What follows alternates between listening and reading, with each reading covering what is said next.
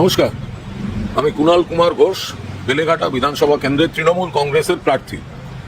তো কাল যে ক্ষুদিরাম অনুশীলন কেন্দ্রে এই কাউকে না জানিয়ে স্ট্রং রুম খোলার যে অভিযোগ হয়েছিল, তার পরিপ্রেক্ষিতে আজ শনিবার সকালে আমি এসেছি।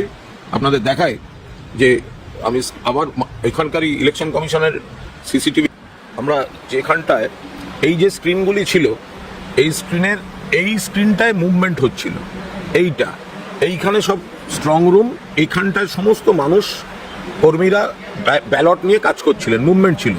এই মুহূর্তে আমরা তারপর বলার পর এই মুহূর্তে এই মুভমেন্টটা নেই, এখানে সব কাজ হচ্ছিল। আমাদের অনুপস্থিতিতে, প্রার্থী এবং এজেন্ট তার অনুপস্থিতিতে এটা বলা হয়েছিল এই ঘরটাকে, এবং এই ঘরেই রয়েছে কিন্তু সব স্ট্রং রুমগুলো। ফলে এইখানটাতে কাজ হচ্ছিল, আমরা এইটাতে আপত্তি করেছিলাম যে কেন আমাদের না জানিয়ে জিনিসটা হবে, বা আমাদের অনুপস্থিতিতে যদি মেলই পাঠিয়ে থাকেন তাহলে মেল দেখালে ঢুকতে দিচ্ছেন না কেন। তো আজ এই মুহূর্তে পরিস্থিতি, যাতে সকালে আমাদের এখানকার তৃণমূল কর্মী তিনিও মনিটরিংয়ে রয়েছেন, অভিজিৎ মনিটরিংয়ে রয়েছেন। আমি যত সম্ভব দেখে যতখানি বৈধভাবে যাওয়া যায়, সেন্ট্রাল ফোর্স রয়েছেন, ইলেকশন কমিশনের অফিসাররা রয়েছেন, আমরা একবার নজরদারি করলাম। আমাদের সব প্রার্থী, মাননীয় মুখ্যমন্ত্রীর নির্দেশ, সব প্রার্থী এবং এজেন্টকে এইভাবে একদম বারবার সর্বক্ষণের একটা মনিটরিং আর বারবার ভিজিট এটা রাখতে হবে।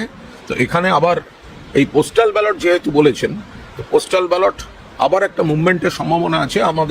আমার এজেন্ট অয়ন চক্রবর্তী থাকবেন, বা অন্যান্যদের যারা আছেন অথরাইজড, যে আবার একটা বিকেলের দিকে মুভমেন্ট হতে পারে, যেটা শোনা যাচ্ছে। তো ফলে সেগুলো আমরা কড়াভাবে নজর রাখবো। কিন্তু এসব করে তৃণমূলকে কিছু করা যাবে না। তৃণমূল জিতছে এবং মমতা বন্দ্যোপাধ্যায় বিপুল গরিষ্ঠতা নিয়ে ফিরে আসছেন। আমরা শুধু পাহারা দেওয়ার কর্তব্যটা পালন করছি, প্রতিবাদ করছি। যেখানে ফাঁক থাকছে ওরা ফাঁক রাখছেন। তো ফলে সেই জন্য বিজেপির একটু চিড়বিড় করছে, সে আর কিছু করার নেই। আমরা আমাদের কর্তব্য পালন করছি।